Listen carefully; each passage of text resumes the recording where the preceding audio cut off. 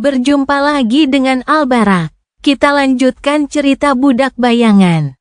Jangan lupa share, like, komen, dan subscribe. Budak bayangan bab 1636, kekosongan berbentuk manusia. Sunni tetap tidak bergerak selama beberapa saat. Ekspresi wajah Casey tegang dan muram. Bahkan, menantang. Seolah-olah dia mengatakan sesuatu yang sudah sering dia katakan, hanya untuk diabaikan. Atau bahkan dicap sebagai orang gila. Sunni tahu perasaan itu. Dia mendesah, lalu menunjuk ke meja terdekat. Silakan duduk. Aku rasa ini akan menjadi pembicaraan yang panjang, jadi biar aku buatkan minuman untukmu. Ia mundur selangkah dan kembali ke dapur. Ia bisa saja menjelma menjadi avatar, tetapi sungguh, Sunni butuh beberapa menit untuk menenangkan diri. Sebuah lubang berbentuk manusia di dunia. Memang, bagi orang lain, ketidakhadirannya akan terasa seperti itu. Hanya saja, tidak ada seorang pun yang dapat mengingat menyaksikan kekosongan yang tidak dapat dijelaskan di mana seorang pria bernama Sunles dulu berada. Casey, bagaimanapun, meskipun dia tampaknya tidak tahu solusinya, dia entah bagaimana berhasil menyelesaikan masalah tersebut. Dia tahu ada yang salah dengan dirinya, dengan orang lain, dan dengan dunia itu sendiri. Namun, tidak peduli seberapa keras dia mencoba, dia tidak dapat membuktikannya. Dia bahkan tidak ingat pernah mencoba memecahkan masalah tersebut. Itu pasti menjengkelkan. Belum lagi fakta bahwa kemampuannya untuk melihat masa depan tiba-tiba mengkhianatinya, membuat Casey kehilangan salah satu indranya. 4 tahun terakhir pasti berat baginya. Namun, Sunni tetap senang. Ia merasa malu karena hatinya terasa hangat. Dia tidak begitu diingat, namun, rasanya sangat menyenangkan. Setidaknya ada seseorang yang menyaksikan ketidakhadirannya. Beberapa menit kemudian, ia muncul dari dapur sambil membawa teko dan beberapa cangkir. Casey sedang duduk di salah satu meja, menunggu. Wajahnya yang cantik jelita tampak tenang, tetapi ia bisa merasakan sedikit kegelisahan di balik kepura-puraannya. Menaruh cangkir di depannya, Sunni menuangkan teh dan duduk. Lubang berbentuk manusia, kau mungkin ingin menjelaskannya, Sein Kasia. Dia mengambil cangkir itu dan memiringkan kepalanya sedikit. Pada saat itu, Sunni menyadari bahwa dia telah melakukan kesalahan. Dalam upaya menyembunyikan keadaannya yang kacau, dia telah bertindak terlalu tenang selama percakapan mereka. Tidak ada master yang akan setenang itu di depan Song of the Fallen. Apalagi saat mendengarnya mengatakan hal-hal yang keterlaluan, dia tiba-tiba merasa tidak senang dengan dirinya sendiri. Sungguh kelalaian yang mencolok, karena menipu adalah keahliannya, Sunni merasa malu. Ya, Casey menyentuh cangkir itu dan menelusuri bentuknya dengan jarinya. Saat dia berbicara, suaranya terdengar lebih tenang daripada suaranya. Sebenarnya, itu tidak aneh. Kita semua, anggota kelompok Changing Star, telah lama menyadari bahwa sesuatu telah terjadi pada kita di mimpi buruk ketiga. Ada hal-hal yang tidak masuk akal, seolah-olah ada celah dalam ingatan kita. Tidak, bukan celah. Itu seperti bagian dari ingatan kita yang rusak. Tidak dalam cara seperti kekosongan abadi, tetapi dalam cara yang sangat biasa. Seperti apa yang terjadi dengan komunikator lama. Sunni menatapnya tanpa suara. Keheningannya mendorongnya untuk melanjutkan. Namun, ada banyak hal aneh yang terjadi pada kami dalam mimpi buruk. Beberapa di antaranya jauh lebih aneh. Dan karena hampir mustahil untuk mengingat bahwa ada sesuatu yang telah kami lupakan, kami menerimanya begitu saja sebagai fakta dan melupakannya setelah beberapa saat. Begitulah cara kerja ingatan. Orang tidak mengingat apa yang telah mereka lupakan, dan karena itu biasanya tidak menyadarinya. Dia bergeser sedikit, menyadari ada yang aneh dalam kata-katanya. Memang mustahil untuk menyimpan pikiran tentang masa lalunya. Orang-orang tidak hanya melupakannya, tetapi mereka bahkan tidak dapat mengingat pikiran tentang telah melupakannya. Itulah bagian berbahaya dari menjadi tanpa nasib. Namun, Casey mampu menemukan masalahnya dengan tepat. Bagaimana caranya? Sunni menarik napas. Tetapi kamu tampaknya tidak memiliki masalah dengan menyadari hilangnya ingatan itu? Casey tersenyum tipis. Tidak mungkin. Sebenarnya, itu sangat bermasalah. Tapi, aspekku secara unik cocok untuk mengingat. Kekuatanku, kau tahu, ada hubungannya dengan ingatan. Aku memiliki tingkat kendali yang tinggi atas ingatanku sendiri, yang telah menjadi jauh lebih hebat dari sebelumnya. Aku juga dapat mengumpulkan ingatan orang lain, atau bahkan mengganti dan memanipulasinya. Sunni menggigil. Sungguh kekuatan yang berbahaya. Itu pastilah salah satu aspek kemampuan transformasi Casey.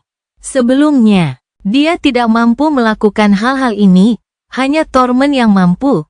Dia tidak dapat menahan diri untuk bertanya apakah ini adalah pertama kalinya mereka melakukan percakapan ini. Atau apakah Casey telah menghapus ingatannya tentang pertemuannya dengan dia, yang entah sudah berapa kali sebelumnya. Namun, tidak, seharusnya tidak demikian. Bahkan kekuatan sehalus itu pasti ada batasnya, dan pangkat dan kelasnya akan menempatkannya di luar batas itu. Cukup, setidaknya, agar dia setidaknya menyadari telah dimanipulasi. Benar, tidak menyadari reaksi halusnya atau berpura-pura tidak menyadarinya, Casey melanjutkan, jadi, Anda mungkin melihat bagaimana saya menjadi lebih peka terhadap anomali dalam ingatan saya. Itulah sebabnya, tidak seperti yang lain, saya tidak bisa berhenti mencoba mencari tahu akar permasalahannya. Terutama karena takdir itu sendiri tampaknya berada dalam kekacauan total. Dia menyesap tehnya. Maaf, tapi apa hubungannya takdir dengan semua ini? Senyum Casey semakin lebar. Oh, semuanya. Kau tahu, aku selalu ingin menghancurkan takdir. Untuk menciptakan senjata yang dapat memotongnya. Aku selalu ingin, tetapi anehnya, aku tidak ingat pernah bertindak sesuai keinginanku. Kau pasti berpikir bahwa aku orang yang sangat pemalu. Sunni ingin menunjukkan bahwa mengakui semua hal intim itu kepada orang asing agak aneh, tetapi dia memutuskan untuk tidak melakukannya dan hanya menggelengkan kepalanya. Senyum Casey tiba-tiba menghilang. Nada suaranya pun berubah dingin. Tetapi saya bukanlah orang yang penakut, Master Sunless. Jauh dari itu. Jadi, saya tidak dapat menahan diri untuk berpikir bahwa, mungkin, saya benar-benar berhasil menciptakan senjata itu. Hanya saja saya tidak mengingatnya. Bagaimanapun juga, saya menghabiskan waktu bertahun-tahun mencoba menyatukan kembali bagian-bagian yang hilang dan mengembalikan ingatan saya. Itu, sedikit sulit, paling tidak. Saya gagal mencapai tujuan saya, tetapi saya belajar sesuatu. Dia menghirup napas dalam-dalam. Potongan-potongan yang hilang itu membentuk seseorang. Seseorang yang ada di sana, bersama kita, di makam Ariel, dan mungkin bahkan lebih awal dari itu. Seorang pria yang telah disingkirkan dari dunia, seolah-olah dia tidak pernah ada. Seseorang yang berharga bagi kita. Bagiku, dia mencondongkan tubuhnya ke depan, hampir membalikkan tehnya. Jadi, Tuan Sunless, sebelum dia bisa melanjutkan, dia bertanya dengan netral. Anda mengatakan bahwa bagian-bagian yang hilang itu membentuk seseorang. Tetapi mengapa Anda begitu yakin bahwa itu adalah seorang pria? Bisa jadi itu adalah seorang wanita, bukan? Casey terdiam sejenak, lalu berkata dengan tegang, karena aku pikir kamulah orangnya. Lalu, dia mengepalkan tinjunya. Apakah kamu? Sunni tidak menjawab untuk beberapa saat. Akhirnya dia menghela napas dan menjawab, suaranya tenang, ya. Kemudian dia menyeruput tehnya dan tersenyum pahit. Tapi tidak masalah jika aku mengonfirmasinya. Lagi pula, kau tidak akan mengingatnya. Casey terus mencondongkan tubuhnya ke depan. Ekspresi terkejut tampak di wajah mungilnya sesaat, lalu menghilang, digantikan oleh kebingungan sesaat dan kemudian antisipasi yang menegangkan. Jadi, kamu, Sunny berbalik, menyembunyikan seringai jeleknya, tidak ada gunanya. Bukannya dia tidak pernah mencoba mengakui keberadaannya kepada orang-orang yang dikenalnya sebelumnya. Dia sudah melakukannya beberapa kali. Namun, seperti masa lalunya, mereka tidak dapat mengingat informasi tentang hubungannya dengan ingatan mereka yang hilang tentangnya. Pengakuannya ditakdirkan untuk dilupakan, sama seperti dirinya. Lucunya, dia bisa mengaku sebagai saudara laki-laki Rain, karena tetangganya, Sunny, tidak pernah menjadi saudara laki-laki Rain. Dan konsep tentang kakak laki-laki tidak ada kaitannya dengan ingatannya tentang dia. Dia mendesah dan menjawab lagi, ya, benar. Sunny menunggu sejenak.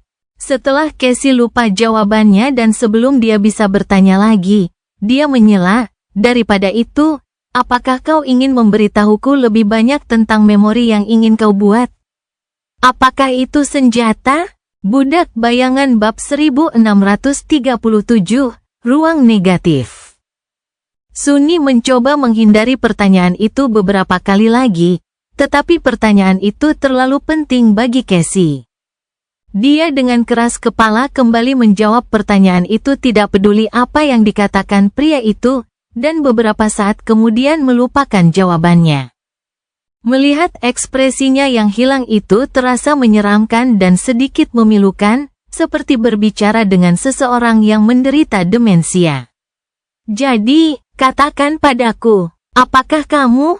Sunny mengingatkan dirinya sendiri untuk bersabar. Ada banyak cara yang tepat untuk mencegahnya mengajukan pertanyaan itu. Ia hanya perlu menemukan cara yang tepat.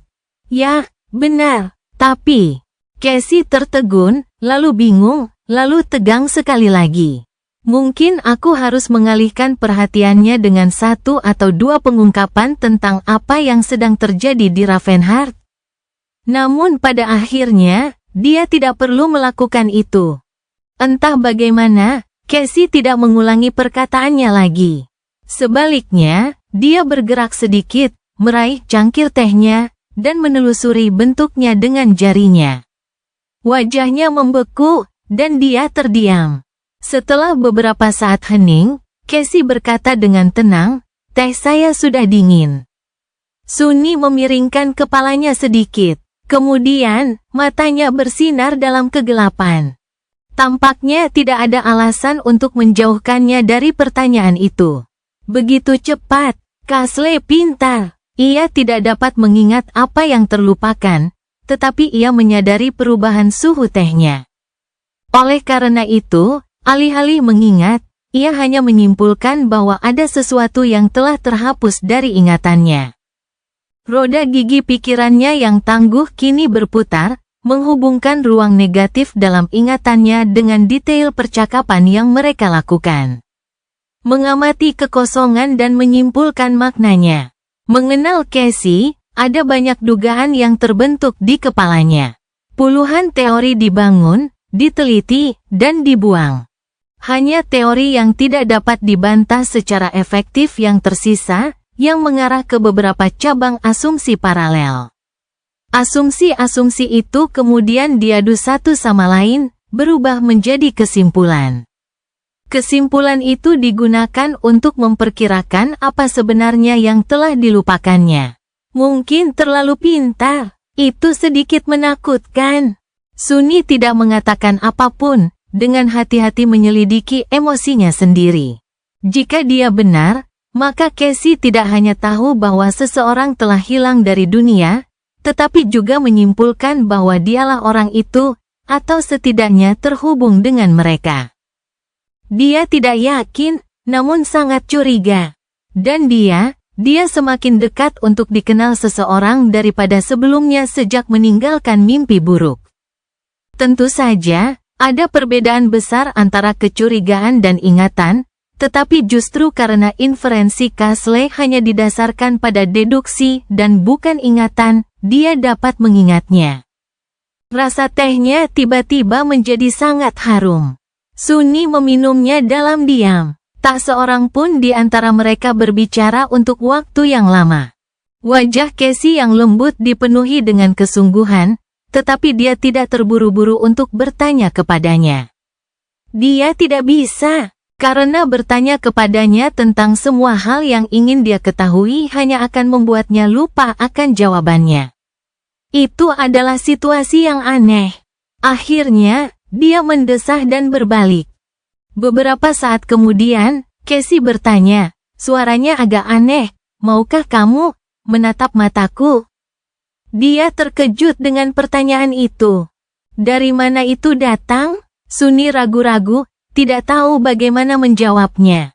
Sejujurnya saya tidak yakin.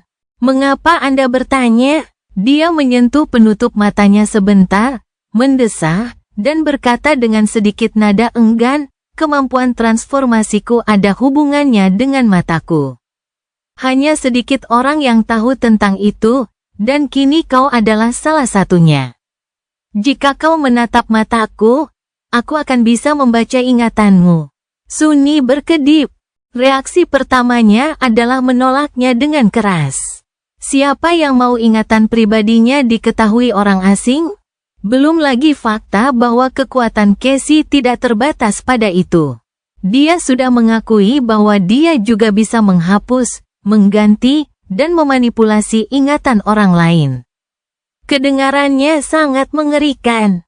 Sunni menduga bahwa ada batas kekuatannya, dan sekarang, dia telah memperlihatkan salah satu batas itu kepadanya. Hanya mereka yang menatap mata Casey yang dapat terpesona oleh kemampuannya. Jadi mengapa dia harus memperlihatkan dirinya pada kekuatan itu? Dia akan melupakan apa saja yang dilihatnya, seperti dia juga telah melupakan jawaban-jawabannya. Tidak semuanya. Kenangan tentang masa lalunya terlarang, tetapi kenangan tentang semua yang telah terjadi padanya setelah mimpi buruk ketiga tidak begitu terlarang. Pertanyaannya adalah, apa manfaatnya jika Casey melihat semuanya?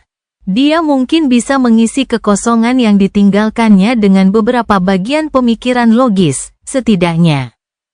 Tapi lalu bagaimana? Sunni meletakkan cangkirnya dan tersenyum sopan.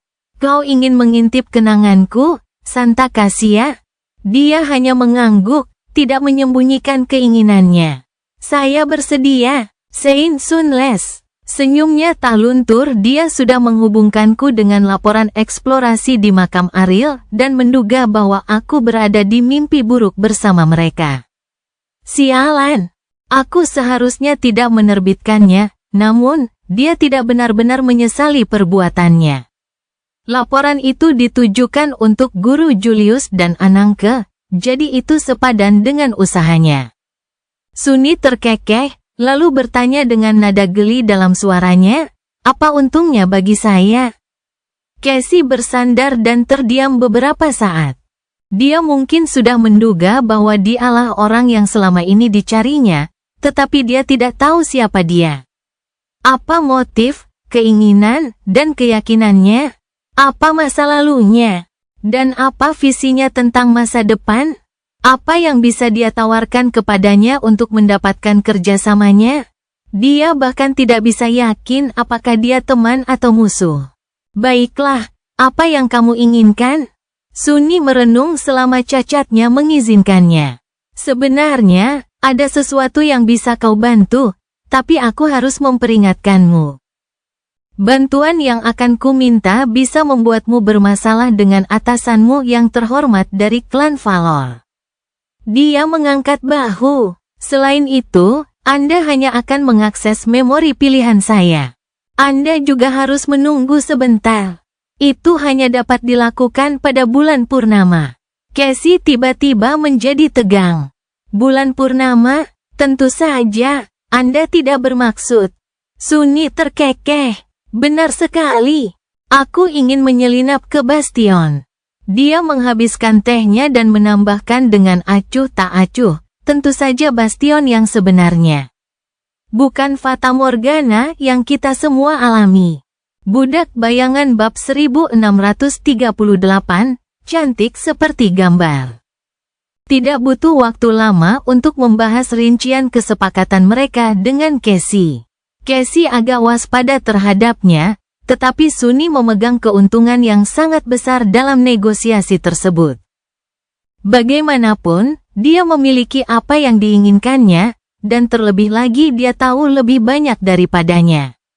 Tidak sulit baginya untuk membuat peramal buta itu menyetujui persyaratannya.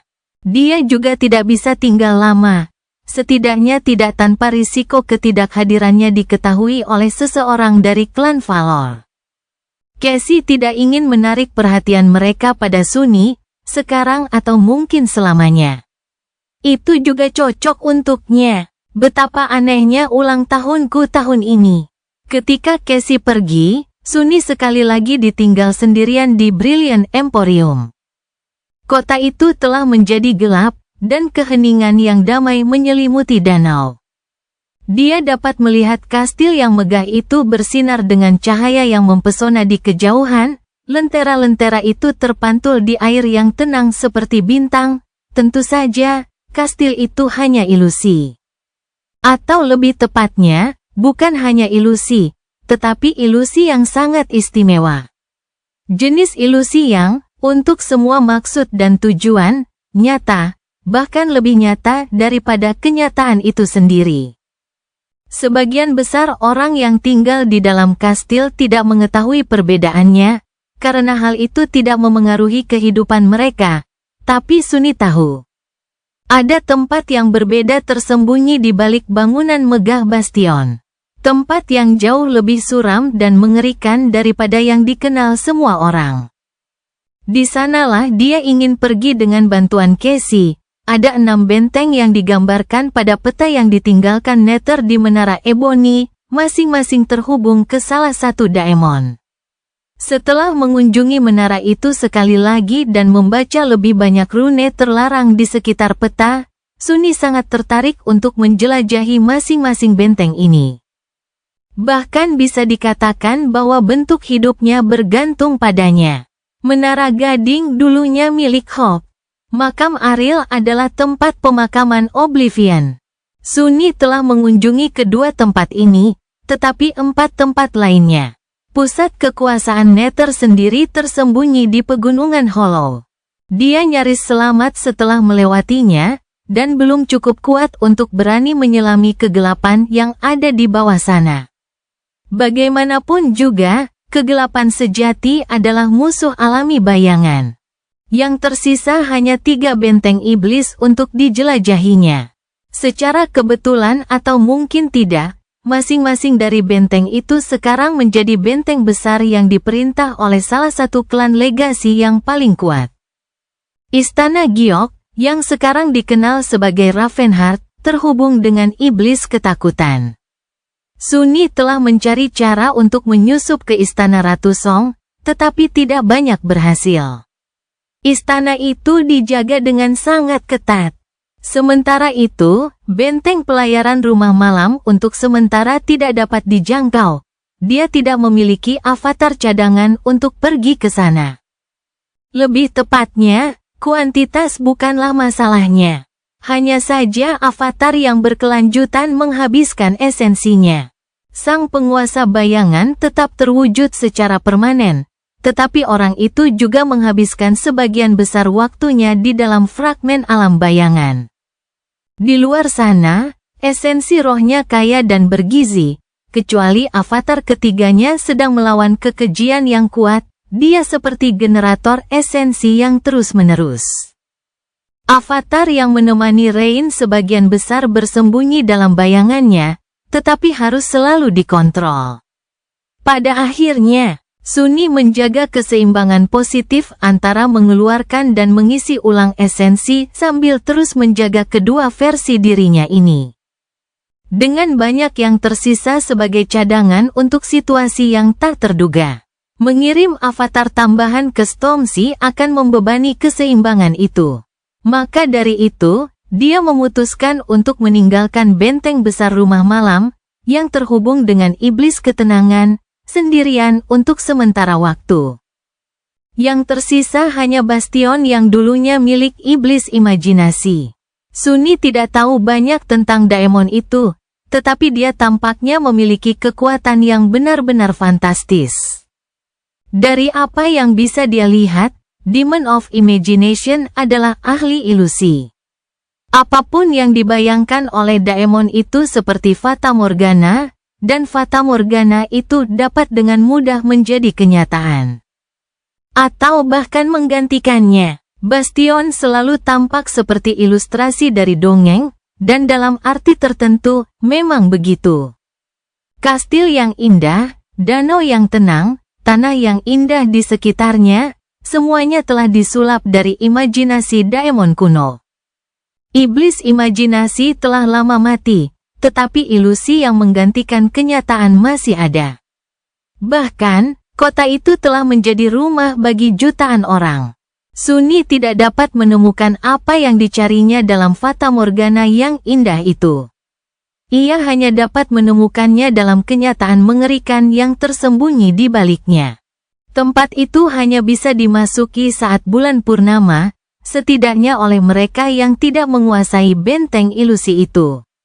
Itulah sebabnya dia setuju untuk bertemu Cassie lagi saat itu. Namun, masih ada banyak waktu tersisa sebelum bulan purnama berikutnya, yang akan memberi mereka berdua banyak waktu untuk mencerna situasi tersebut.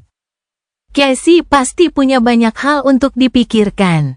Dan Sunny pun melakukannya. Sambil melirik ke jendela sekali lagi, dia menguap dan hendak menutup Brilliant Emporium.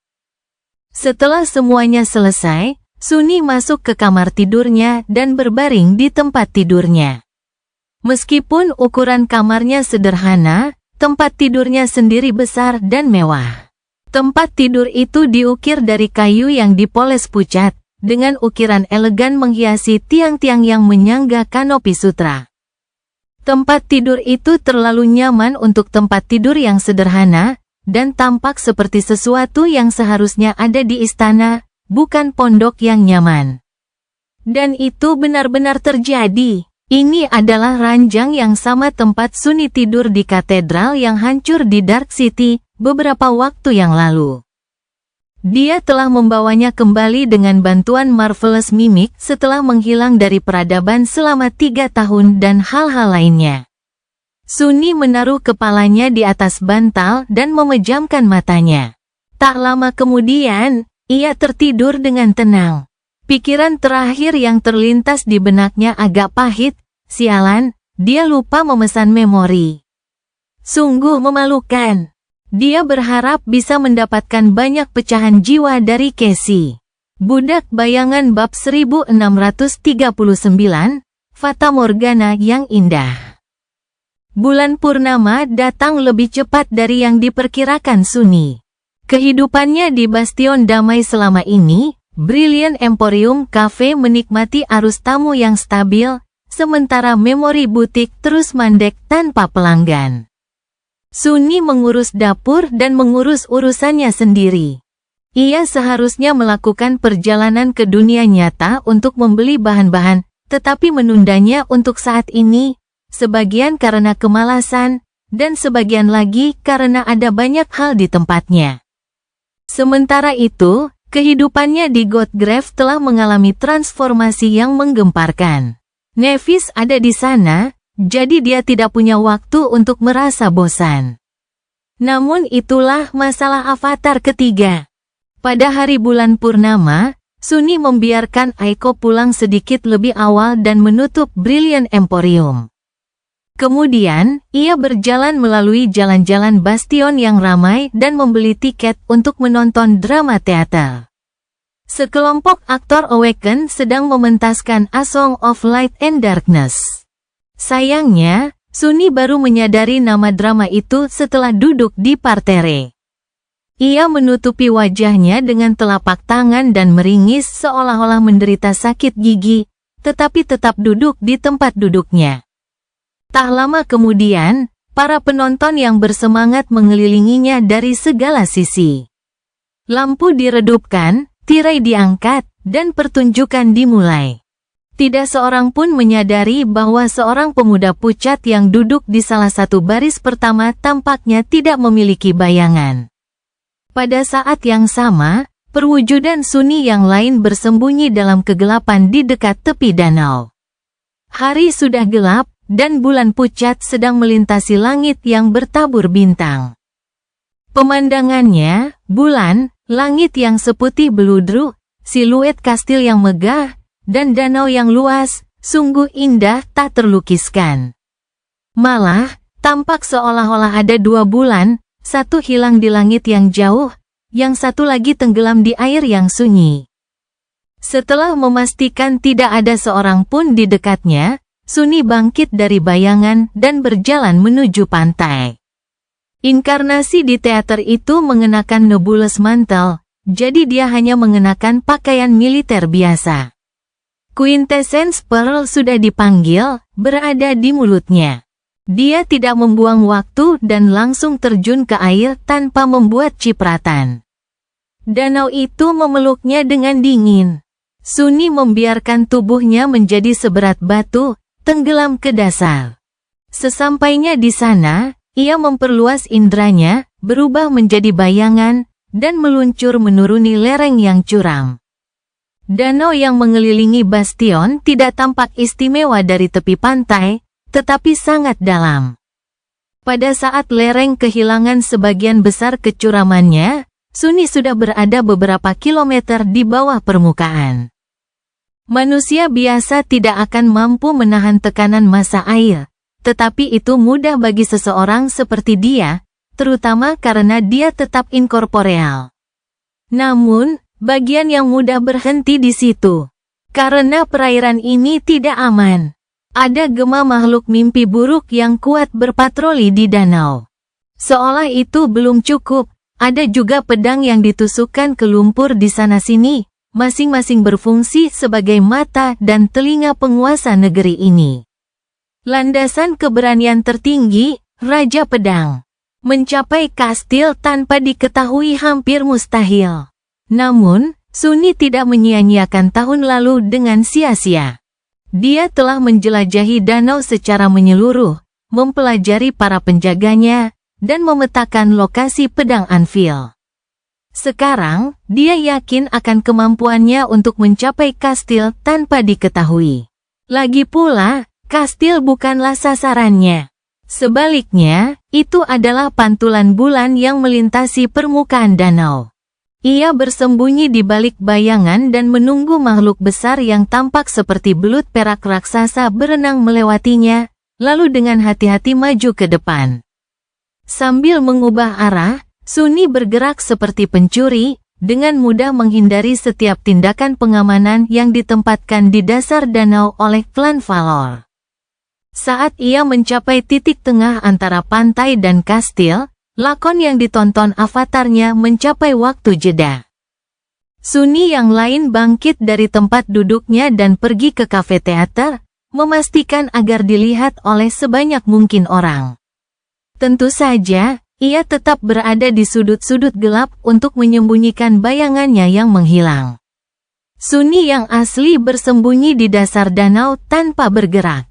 Melangkah lebih jauh akan menjadi masalah. Jadi, ia membiarkan pantulan bulan menghampirinya.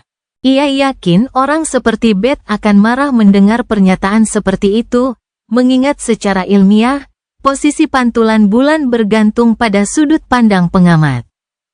Namun tidak demikian halnya dengan bulan ini, di danau ini, dan pada malam ini.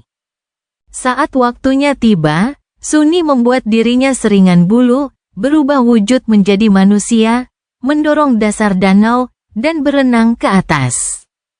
Waktunya dihitung hingga sepersekian detik, ekos yang berpatroli di danau berada jauh, dan tidak seorang pun akan dapat melihat gerakan cepatnya.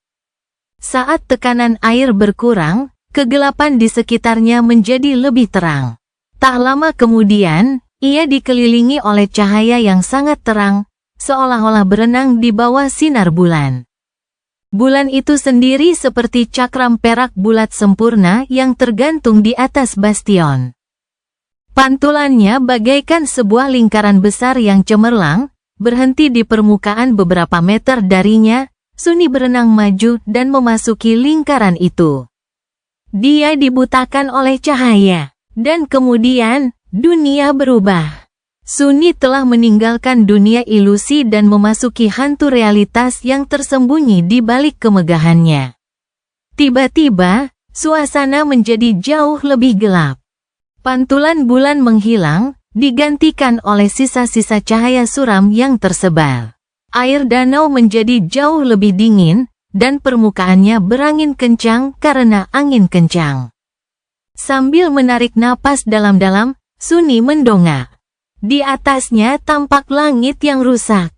Budak bayangan bab 1640, realitas yang mengerikan. Langitnya hitam, dengan bintang-bintang pucat bersinar dingin di kejauhan. Bintang-bintang itu jauh lebih pucat daripada rasi bintang yang terang di alam ilusi, karena ada sesuatu yang lebih terang di langit malam, yang membentang luas. Pecahan-pecahan bulan yang hancur. Bulan berada di atas sana, di atasnya, tetapi hancur berkeping-keping. Beberapa di antaranya sangat luas, seperti benua yang bergerigi, mengambang dalam kegelapan yang suram. Beberapa lainnya sangat kecil, menghiasi langit seperti awan uap cahaya bintang. Jejak pecahan bulan membentuk sungai surgawi yang membentang di luar cakrawala, menerangi dunia yang tersembunyi dengan cahaya redup. Pemandangan itu menakutkan sekaligus merendahkan hati. Sunni tidak tahu pukulan macam apa yang begitu dahsyat hingga dapat menghancurkan bulan, atau apakah bulan telah hancur dari dalam, seperti cangkang telur kosmik. Yang ia tahu hanyalah bahwa melihat langit yang hancur membuatnya merasa sangat takut.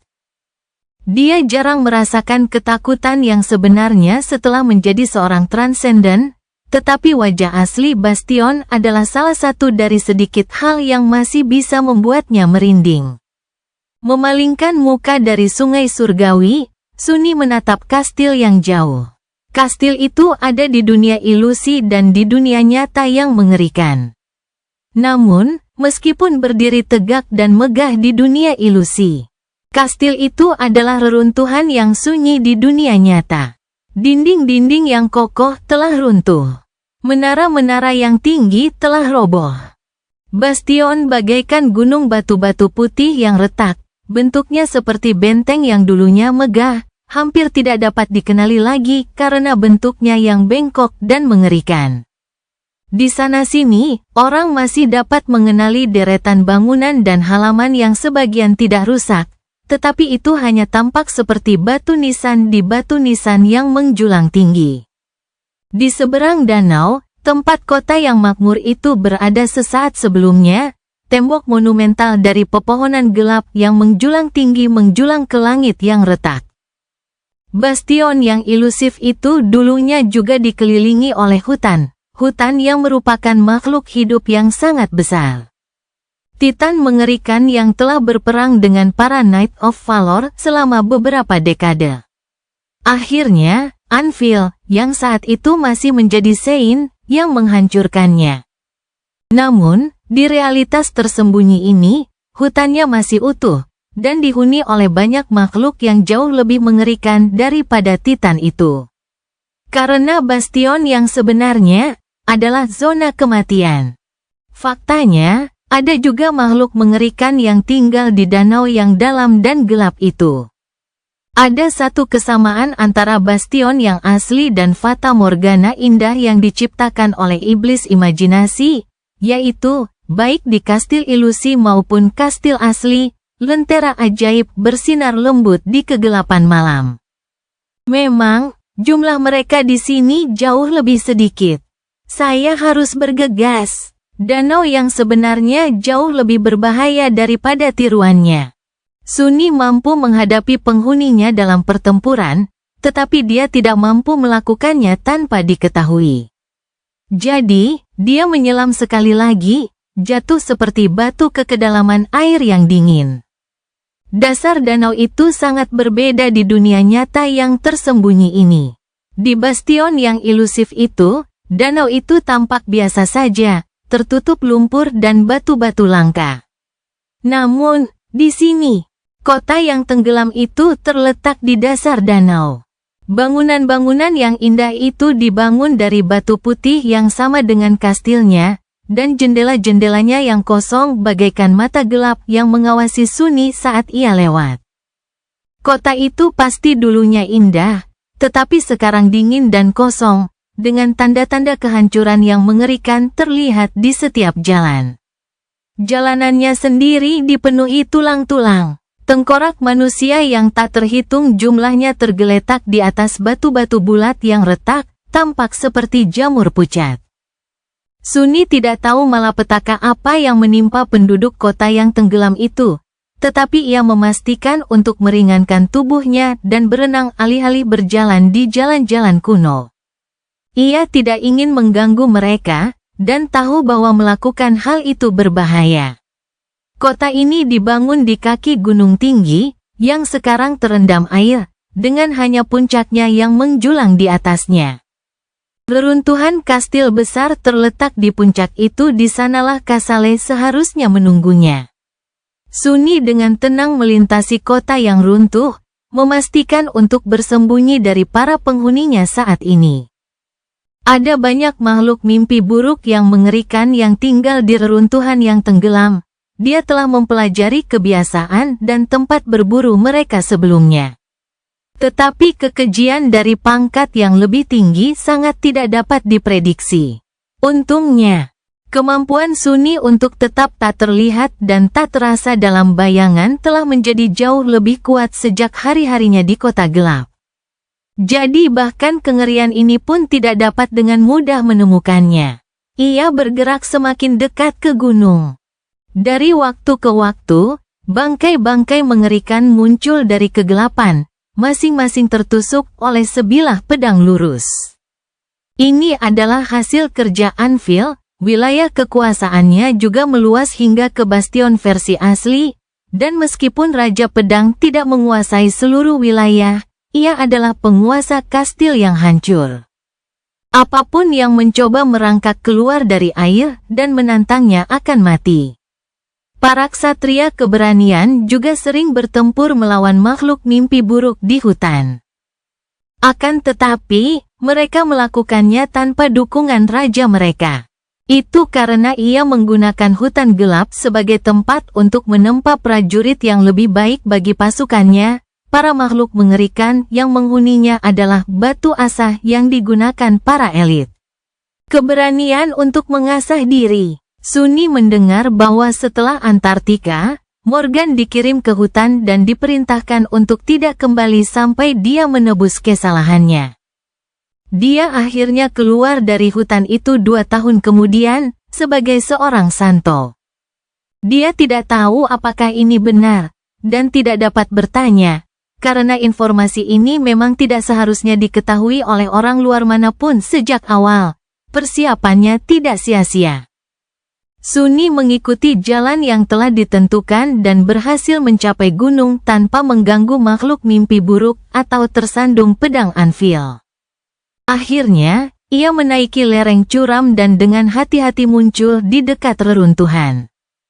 Ada lentera yang menyala tinggi di atas, di sisa-sisa tembok yang rusak, dan siluet manusia berpatroli di sepanjang tembok. Mereka adalah ksatria keberanian yang terbaik dari yang terbaik, masing-masing dari mereka setidaknya seorang master. Siluet manusia lain berdiri di tepi menara yang roboh dan tergeletak di tanah, atapnya menjorok ke danau. Sosok ini tidak membawa lentera bercahaya, menunggu dengan sabar dalam kegelapan. Itu Casey, diterangi cahaya pucat bulan yang pecah, tak bergerak seperti patung, sosoknya yang halus tampak semakin menawan. Kecantikannya sudah sangat memukau. Di sini, Di alam tersembunyi Bastion yang sebenarnya, kecantikannya tampak sangat memikat. Namun anehnya, Sunny merasa tatapannya menjauh darinya. Agak terkejut, dia menyadari bahwa itu adalah kehadirannya, tidak seperti kebanyakan orang suci, itu tidak menuntut perhatian, tetapi malah meredamnya.